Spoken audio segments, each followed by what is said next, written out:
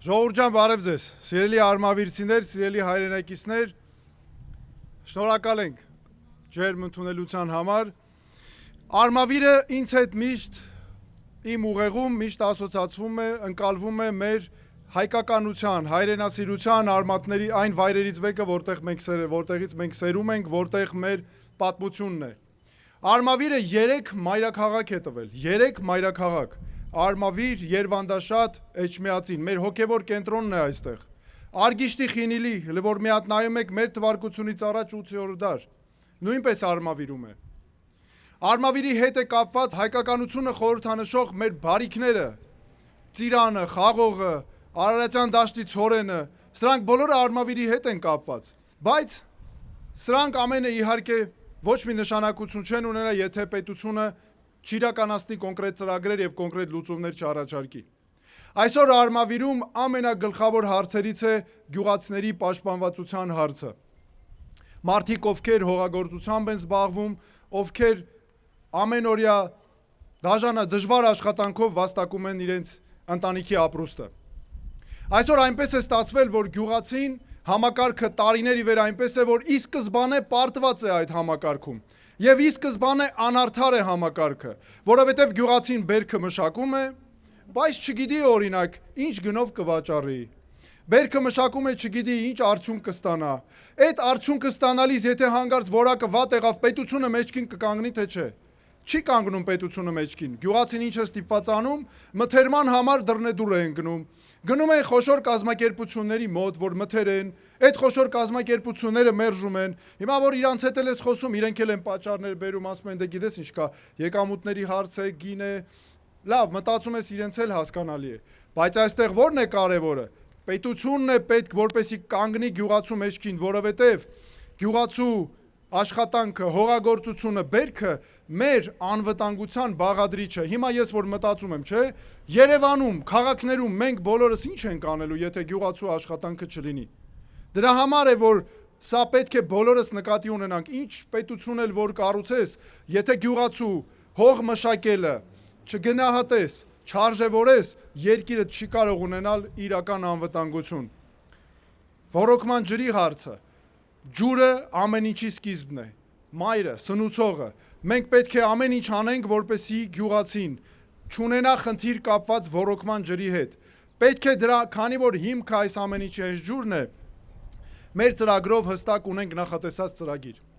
քայլեր հստակ։ Ոռոգման ջրի հետ կապված պետք է լինեն ընդամենը սիմվոլիկ գումարներ, որովհետև նպատակը որն է, եթե դու ջուր չես տալիս գյուղացուն, ամբողջ տարի էլի չարչարվելու է մարդը, արդյունքում չի իմանալու ինչ բերք է ստանալու։ Դրա համար մենք նախատեսել ենք գյուղական անձնական նպատակների համար, ոչ բիզնես ու արտադրական, մինչև կես հեկտար ունեցող գյուղացու համար ոռոգման ջրի գինը ամբողջ սեզոնի համար պետք է լինի 500 դրամ։ 1 հեկտար ունեցողինը 1000 դրամ, 2 հեկտար ունեցողինը 2000 դրամ եւ 2 հեկտար ու ավելին 2000 դրամ։ Նպատակը որն է, հիմա դուք կարող եք ասնել ինչու այդպես։ Բա որովհետեւ մենք ուրիշ ելք չունենք, որովհետեւ ամեն ինչի հիմքը սա է։ Դրանից բացի պետությունը պետք է լինի գյուղացու մեջքին կանգնած մթերումների հարցում։ Սա նույնպես շատ կարևոր է եւ անարդար է, երբ գյուղացին ինքը վերջում մնում է իր խնդիրների հետ մեն-մենակ, մտնում է խոշոր մթերողների հետ մեն-մենակ։ Եվ պետությունը ստիպված ինչի պետք է գյուղացին գնա փողոց փորձի փակել, իր շահերի համար պաշտպանություն ինքը իրականացնի։ Պետք է լինեն հատուկ կայաններ մթերման, որտեղ գյուղացին կտանի պետության կողմից ստեղծված կայաններ եւ կմթերի իր մթերքը, այն արտադրանքը, որը տվել է։ Այդ կայանները պետք է ունենան նաեւ խորհրդատվական ֆունկցիաներ, այսինքն գյուղացին ուզում է որևէ բերք աճեցնել, նոր բերք աճեցնել, նոր հող է գնել, ուզում է այնտեղ նույնպես հողը մշակել։ Պետությունը պետք է ճիշտ խորհուրդներով ուղղորդի, արդյոք այդտեղ կստացվի։ Ստացվելու դեպքում ինչ բերք կարող է ստանալ գյուղացին եւ այլն։ Պետք է իրականացնի պետությունը նաեւ գյուղատնտեսական մթերքի բրենդավորում, սա կարևոր է։ Մեր Ծիրանը, Խաղողը, մնացած մեր բերքատեսակները, սրանք մեր ազգային բրենդն են, մեր ամբողջ աշխարհով մեկ, արտահանելու համար տարբեր երկրներ, ոչ միայն Ռուսաստան, ոչ միայն հարևան պետություն, այլ նաև Եվրոպա, այլ մյուս պետություններ, ես ես վստահեցնում եմ, սրանից սա ամենակարևոր մեր քայլերից պետք է լինի։ Մյուսը, մենք գյուղերում պետք է խթանենք շատ ընտանիքներ կազմավորելը, որ ընտանիքները շատ երեխաներ ունենան, ժողովուրդ ջան, մենք պետքա շատանանք, մենք պետքա մարզերում շատանանք, սա շատ կարևոր է, դրա համար մենք բազմազավակ ընտանիքների համար մշակել ենք կարևորագույն ծրագրեր, դրանցից մեկը ես նշեմ, այն պահից սկսած, երբ ընտանիքում ծնվում է 4-րդ բալիկը, պետությունը պետք է գա կանգնի այդ ընտանիքի կողքին եւ մարզում բնակարան հանձնի, տուն հանձնի այդ մարդուն։ Ու այդպես շարունակ ամեն երեխային 5-րդ երեխա եւս մեկը, 6-րդը եւս մեկը։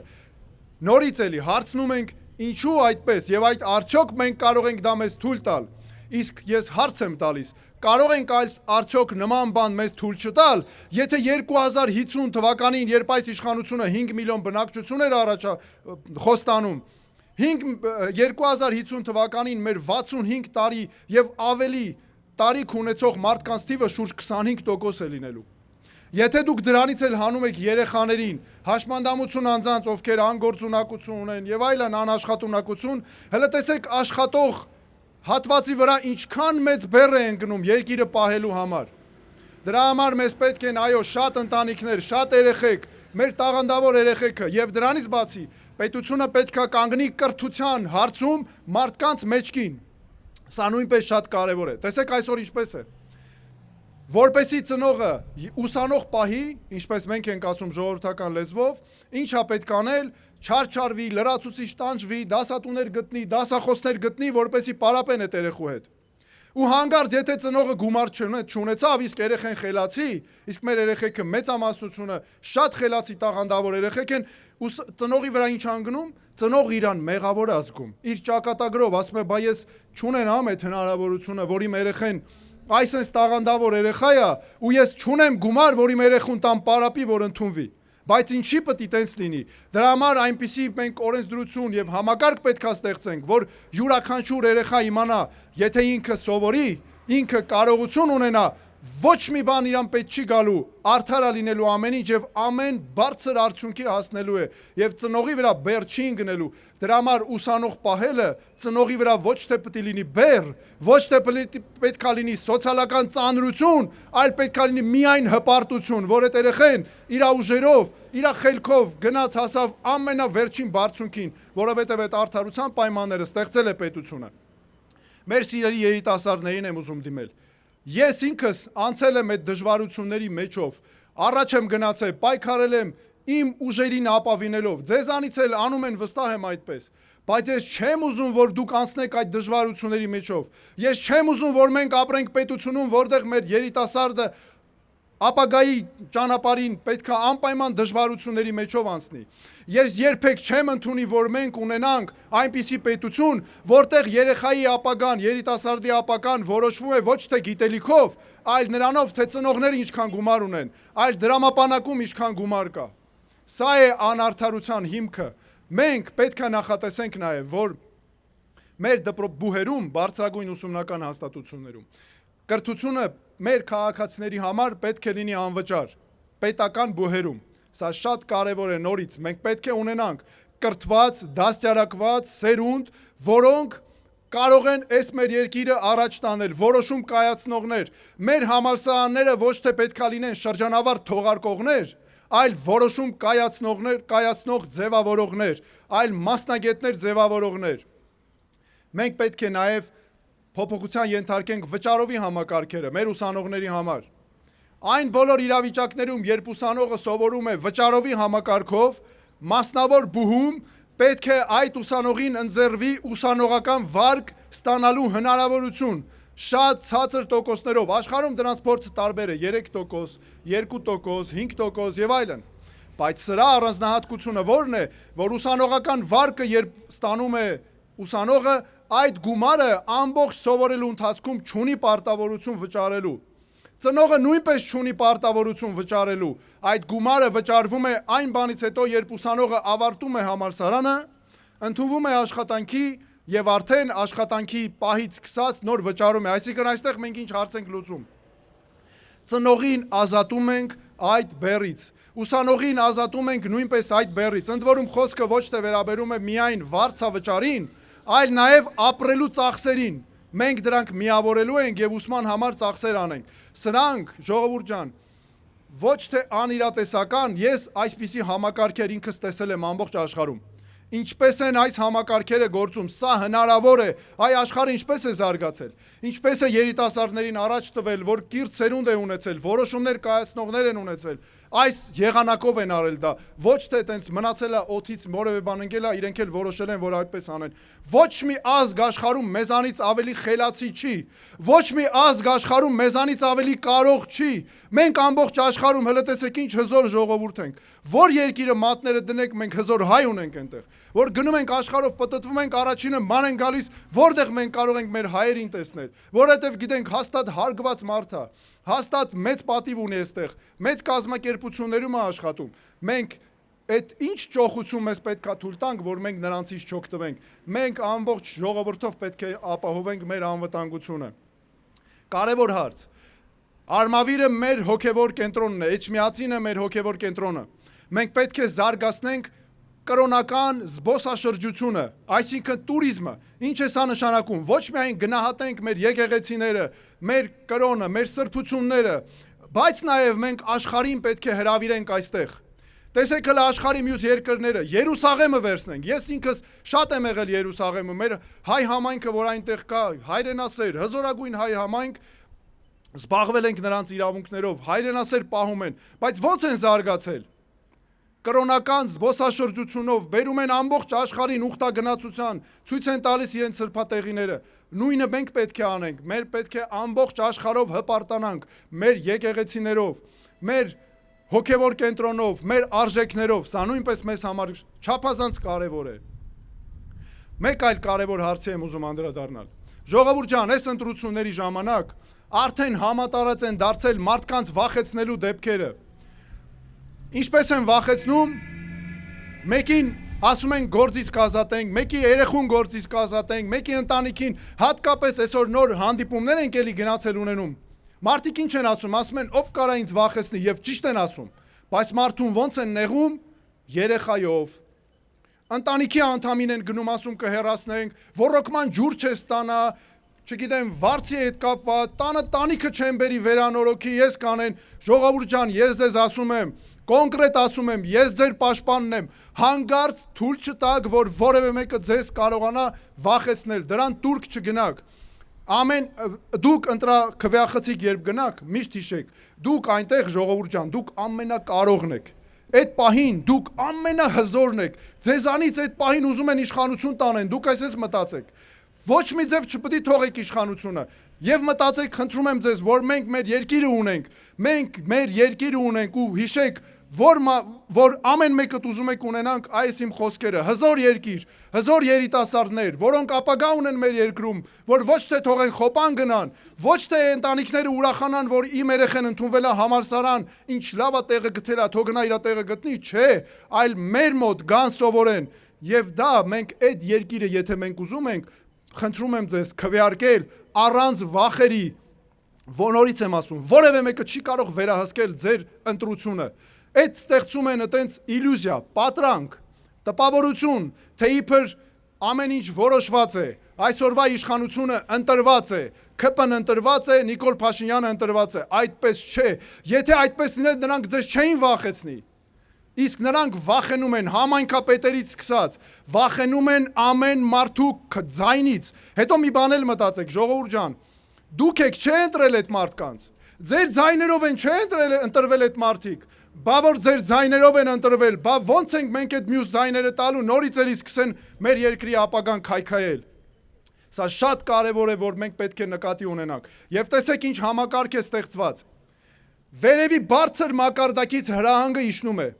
Հրահանգը իջնում է, սկսում են մարդկանց ճնշել։ Ամեն նախարարություն իր գծով անում է։ Կրթության նախարարությունը իր գծով է անում, էկոնոմիկան իր գծով է անում, համայնքապետերը իրանց հերթին են անում։ Գալիս է տակը իջնում է ովքեր, դպրոցի տնօրեններ, համալսարանների ղեկավարներ, դասախոսներ, դեկաններ, նրանք դառնում են կատարողները եւ նրանք պետք է անեն։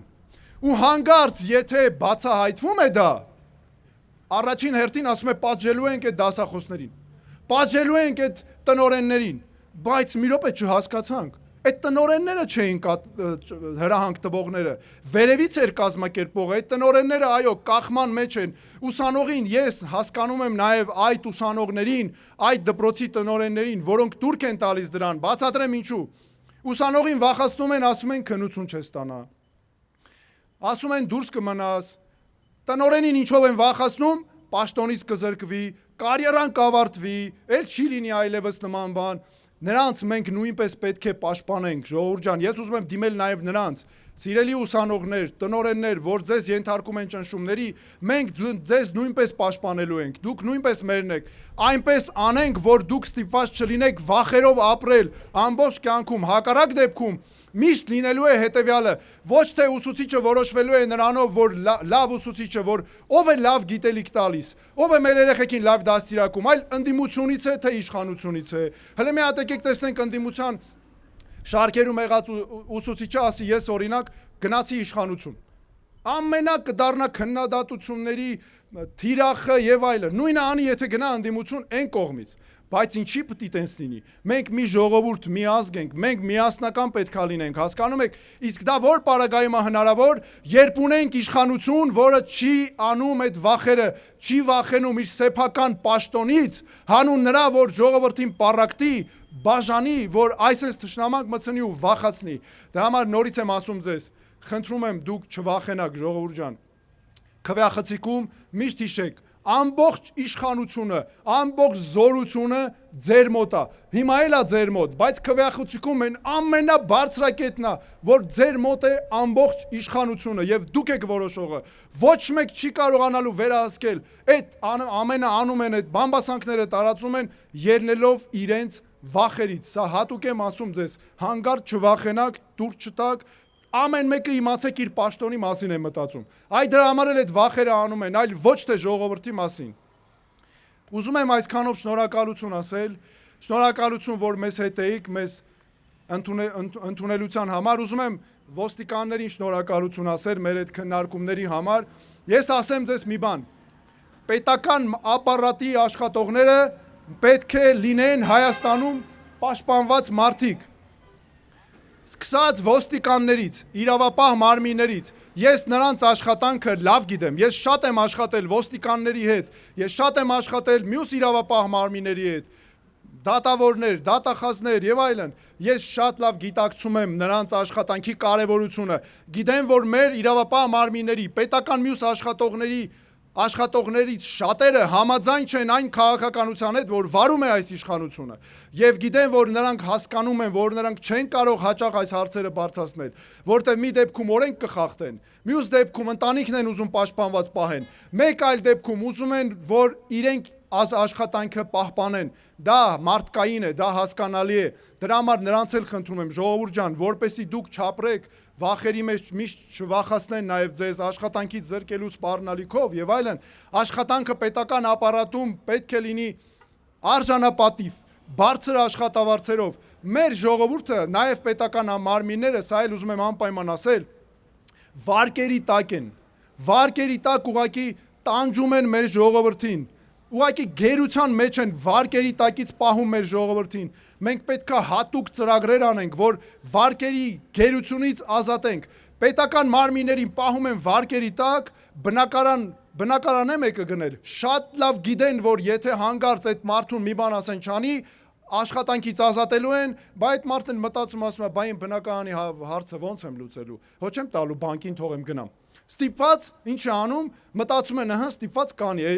ինչ պետք է անեն արտահայտության նման կուդա վիդենիցես։ Նույն բանը իրանք են մտածում պետական մարմինների համար։ Ես ուզում եմ հատուկ ասել իմ ուղերձը հենց տեղից մեր պետական համակարգի աշխատողներին, ես լինելու եմ ձեր պաշտպանը նույնպես, որովհետև դուք պետք է լինեք պաշտպանված։ Դուք հիմացեք այս իշխանության պարագայում, ինչքան էլ ուզում են նրանց փորձեք ասածները անել, միևնույն է, եթե հանգարց նրանց շահին ձեռ չտվեց, նրանց պաշտոնի շահին, մի վայրկյանում ազատվելու են բոլորից։ Այսա նույնպես ուզում էի այս կարևոր ուղերձը հղել եւ որպեսզի նաեւ մեր պետական համակարգին այսպես նույնպես հասցնենք այս ուղերձը։ Իսկ ինչ վերաբերում է վարկերին, մենք խոսել ենք արդեն մենք մեր ծրագրերով, մեր պարոն Անանյանի հետ, մյուս մեր տնտեսագիտության համար պատասխանատու այդ բնակավարի համար պատասխանատու մեր ընկերների հետ, մենք անհապաղ ծրագրեր ենք անելու, որ մեր ժողովրդին ազատենք այդ վարկերի գերությունից։ Պետք է մտածենք, ուրիշ ելք չունենք, պետք է մտածենք, սա այլ ելք չկա եւ դրանք կլինի տարբեր կարգավորումներով, չգիտեմ, միջազգային փորձով, բայց ուրիշ ելք չկա։ Մեր ժողովուրդը մեղ կա։ Մեր ժողովուրդը այն իմաստով եմ ասում,